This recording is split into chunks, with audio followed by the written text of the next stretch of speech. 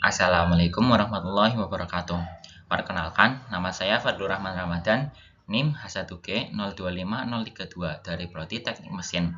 Pada kesempatan kali ini, saya akan mempresentasikan tentang hasil review jurnal saya pada matkul material teknik dengan judul Analisis Komparatif Karakteristik Fisik dan Keamanan Kimiawi Material Penyusun Kettle Rice Cooker. Masuk pada bagian abstrak, rice cooker telah muncul sebagai alat elektronik klasik dalam lingkungan rumah tangga, meningkatkan kemanjuran persiapan makanan karbohidrat dalam masyarakat kontemporer. Naskah ini menawarkan tinjauan komprehensif tentang karakteristik komposisi bahan pot bagian dalam, yang mencakup aluminium, keramik pirofilit, dan polimer politetrafluoroethylene. Penekanan tinjauan ini diarahkan pada pemeriksaan interaksi termodinamika antara media pemanas dan substrat pencernaan, serta dampak migrasi unsur kimia pada peraturan keamanan pangan. Temuan yang berasal dari sintesis literatur yang ada mengungkapkan bahwa meskipun aluminium berlaku di pasar karena konduktivitas termalnya, bahan keramik pirofilit menunjukkan keunggulan dalam hal stabilitas kimia dan atribut organoleptik beras. Baik, lanjut pada bagian pendahuluan. Seiring dengan meningkatnya kesadaran masyarakat terhadap kesehatan, kajian mengenai keamanan material yang bersentuhan langsung dengan makanan atau food contact materials menjadi topik yang sangat krusial. Dalam konteks penggunaan rice cooker, kettle bagian dalam merupakan komponen yang mengalami paparan panas berkelanjutan, baik dalam fase penanakan maupun fase penghangatan atau warming. Interaksi antara kelembapan, suhu tinggi, dan durasi kontak yang lama menciptakan potensi terjadinya degradasi material dan migrasi kontaminan logam. Pemilihan material kettle pada dasarnya merupakan kompromi antara performa termal dan stabilitas struktural. Industri secara tradisional mengandalkan aluminium karena sifat fabrikasinya yang mudah dan biayanya rendah. Namun, tantangan muncul ketika material tersebut harus menghadapi lingkungan kimiawi makanan yang bervariasi. Degradasi mikroskopis pada permukaan kettle seringkali tidak kasat mata, namun secara akumulatif dapat menyebabkan kontaminasi silang yang berbahaya jika tidak dimitigasi melalui teknologi pelapisan yang tepat. Lanjut ke metodologi kajian. Kajian ini disusun menggunakan metodologi Systematic Literature Review (SLR) yang berfokus pada data eksperimental dari beberapa jurnal rujukan utama. Data kuantitatif mengenai migrasi logam dianalisis melalui hasil uji inductively coupled plasma mass spectrometry yang memiliki sensitivitas tinggi untuk mendeteksi elemen pada tingkat part per billion. Selain itu, perbandingan performa material yang dilakukan dengan mengevaluasi distribusi panas secara fisik dan penilaian subjektif melalui uji organoleptik yang melibatkan responden terlatih. Tahapan metodologi diawali dengan pengumpulan database material penyusunan dari berbagai manufaktur terkemuka. Disusul dengan kategorisasi berdasarkan jenis basis materialnya, proses penyaringan literatur dilakukan secara ketat dengan mengutamakan penelitian yang menggunakan simulasi pangan, food simulants, sesuai standar internasional seperti ISO dan regulasi EU. Hal ini memastikan bahwa data migrasi yang diulas memiliki validitas teknis dan yang dapat dibandingkan satu sama lain secara adil. Selanjutnya, dilakukan analisis korelasi antara suhu operasional rice cooker dengan laju degradasi lapisan anti lengket melalui studi kinetika kimia. Parameter fisik seperti porositas keramik dan daya rekat polimer pada substrat logam dikaji untuk mendapatkan gambaran menyeluruh mengenai integritas material. Pendekatan multidisiplin ini menggabungkan prinsip teknik mesin, kimia terapan, dan ilmu kesehatan masyarakat untuk menghasilkan kesimpulan yang holistik.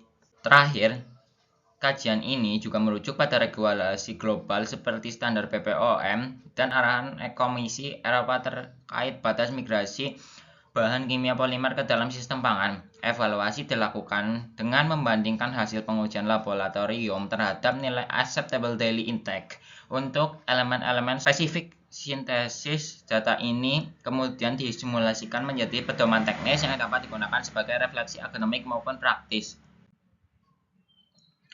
Masuk kepada bagian hasil dan pembahasan.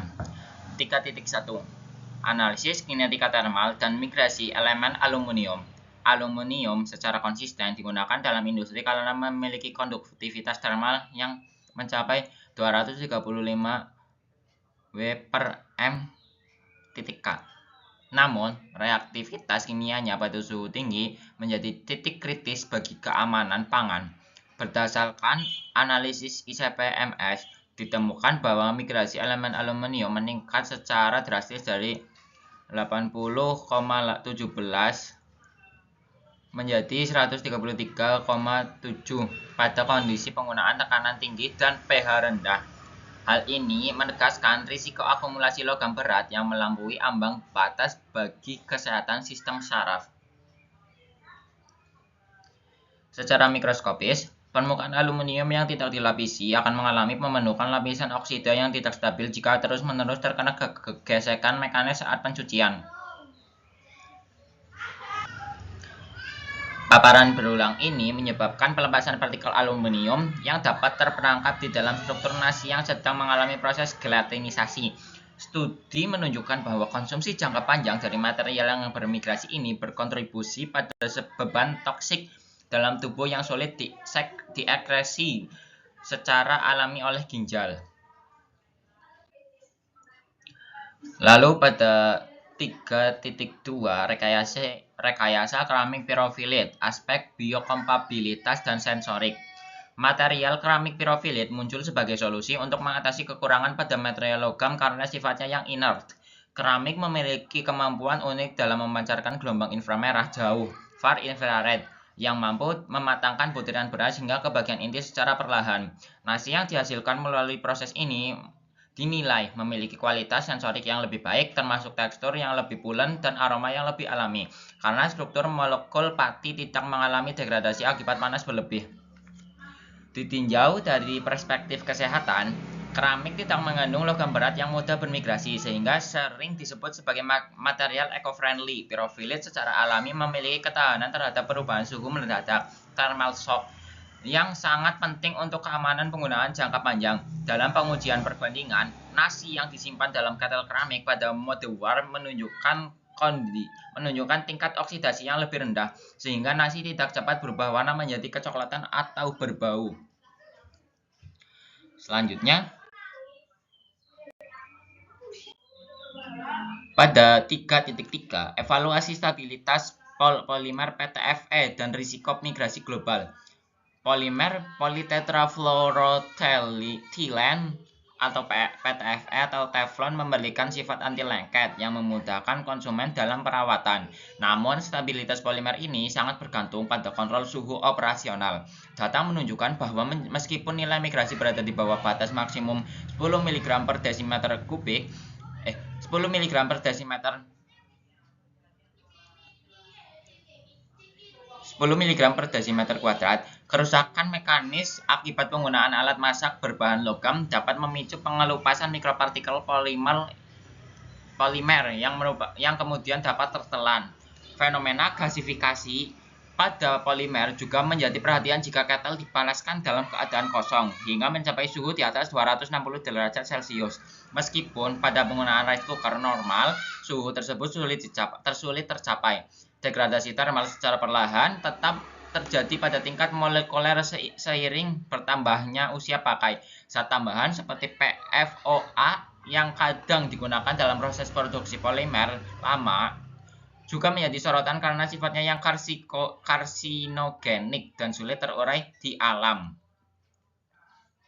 Sebagai mitigasi, Pengembangan polimer berbasis keramik reinforced polymer, mulai dilakukan untuk meningkatkan daya tahan gores. Lapisan hibrida ini menggabungkan kemudahan anti-lengket polimer dengan kekerasan mekanis keramik. Dengan demikian, risiko migrasi global dapat ditekan secara signifikan sekaligus memperpanjang siklus hidup produk, menjadikannya pilihan yang lebih berkelanjutan bagi konsumen modern yang mengutamakan aspek praktis tapi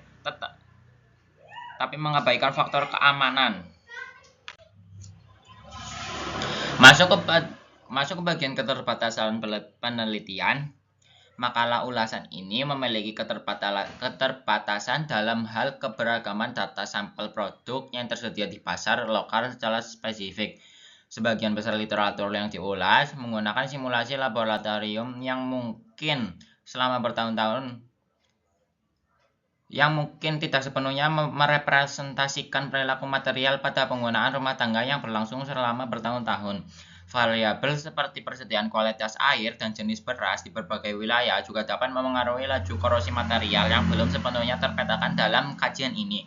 Selain itu, keterbatasan akses terhadap data rahasia formulasi kimia pelapis dari pihak manufaktur menyebabkan analisis mengenai potensi zat aditif tertentu menjadi kurang mendalam. Banyak produsen menggunakan bahan pengikat, binder, dan pewarna pada lapisan polimer yang komposisinya tidak dipublikasikan secara terbuka.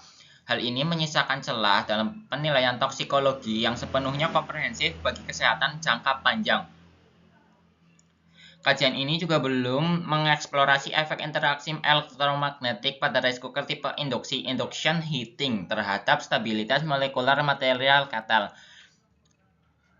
Mengingat teknologi IH menggunakan medan magnet frekuensi tinggi untuk membangkitkan panas, diperlukan penelitian lebih lanjut mengenai apakah induksi tersebut mempercepat laju migrasi elemen dibandingkan metode pemanas konvensional. Keterbatasan ruang lingkup ini memberikan peluang bagi peneliti selanjutnya untuk melakukan studi eksperimental yang lebih spesifik.